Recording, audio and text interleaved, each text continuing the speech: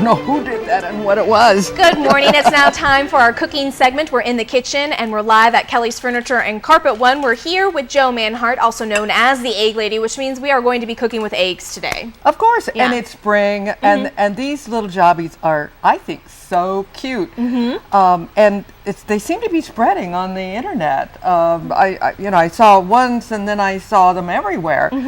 What this is eggs in hash brown shell, and they can be eaten like a cupcake. We decided cupcake would be good. Okay. And we start with raw potatoes, shredded, and you can buy. Whoa, no! We start with this.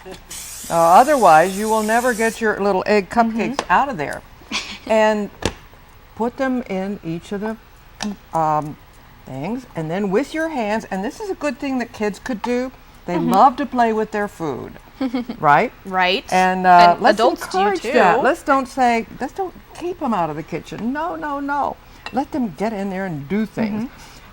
You could use a baked potato that you shred. Okay. You could use the purchased fresh grated potatoes. Okay. Some of them have onions in them, but they're chopped. And you have bacon in this one. This one I put bacon in because one of the recipes suggested it, and for people who are not giving up meat on Lent, this would be good. Right.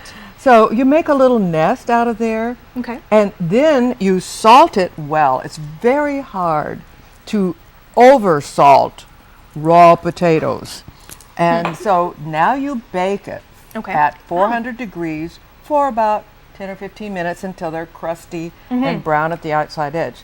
So pretend like we did that. Okay. And we are going snap to my finger. now. There We we go. baked it for a few minutes, and now all you do is crack an egg and put it in each well, and then you put it back in the oven at 350 for about 10 or 12 minutes. And when you're done, somebody here in the studio who happens to be from Wisconsin said, cheese. Grate some cheese on the top of that. So that would be good. That's how easy it is. And when you've got them done, you let them rest a little bit. I made the mistake of trying to get them out too quickly, but they come out rather readily when you have let them rest a minute. First time I made this, I used shredded hash browns, frozen shredded hash browns, because that's what I had in the house. And they were still frozen. It was not as good as if you use something that is a little bit more fresh. So Okay. there you go. So now let's move on to our nice little mini project that we can have with the kids after you're done with the shells. What should we do with them? Well, I think shells all by themselves, just laying in a pile, broken here and there, it's a nice installation. Right. It's artistic. But what you can do with the shell halves is put potting soil in it and a seed. This is what the newspaper industry would call an photo illustration. These did not grow overnight quite like that. So when you and I put this here because when you put your potting soil and your seed in there, you don't want to stick it under the faucet. Everything will go everywhere. Oh, okay. So you use either a spray or a drip like this so that you don't wash everything away.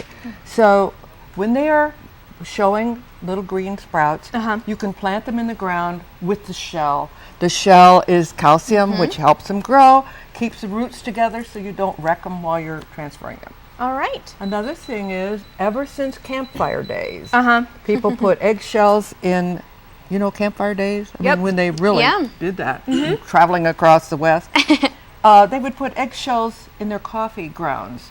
And when the coffee perks through it, the eggshells accumulate the solids so that you have a clearer. They probably had Starbucks before Starbucks ever thought about it. So that is one thing you can do. And then you compost the shells and the coffee.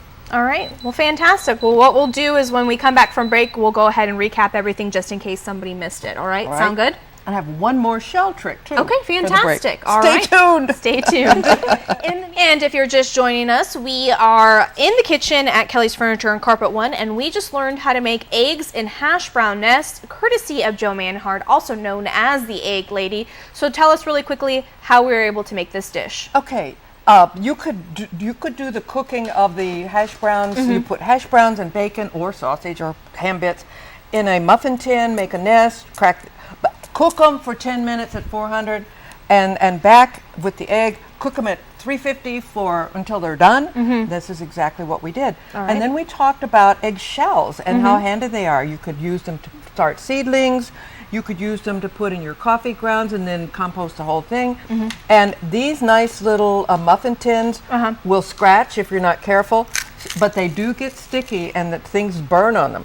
So crush up an eggshell and use it as a scouring pad. It will not harm the surface. Wow. Random tip of the day number 2 for today. Yep. That's right. There you go. I mean, you can use it like the pig, from the snout to the squeal or whatever. I mean, it's biodegradable and it's not bad tasting either. So what we're going to do is we're going to go ahead and taste these eggs in hash brown nests.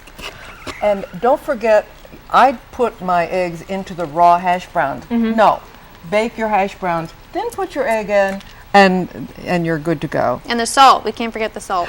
Oh my gosh, I forgot the best salt part. at one time. The salt is very important. Thank you so much.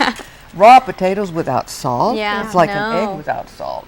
So we have a lot of different projects we can do with eggshells, which I didn't know that the possibilities were endless. You can assign this to your photo class as the installation of the egg shells. You could, okay, I'll set them down and leave them in one place. But in fact, they do use the assignment of an egg to the photography class. You're supposed to take a picture of an egg on a white background, and that is your senior's thesis in some photography classes. Really? It's not easy to do, to make them look interesting. Well, that's what Samantha will be doing all weekend long. Yes. All right, well, thank you so much for joining us. What we'll do is we'll post the recipe on our website at heartlandconnection.com. Just click on the Good Morning Heartland tab at the top of the homepage. Thank you so much for joining us this morning. I'm Ella Soroka. And I'm Samantha Croy. Are you going to say? And I'm the egg lady. There you go. Your news will continue tonight with KTVO News at 5, but you can check us out anytime at heartlandconnection.com. And don't forget to follow us on Facebook and Twitter. Have a great day, and we'll see you right back here Monday morning at 5:30 a.m.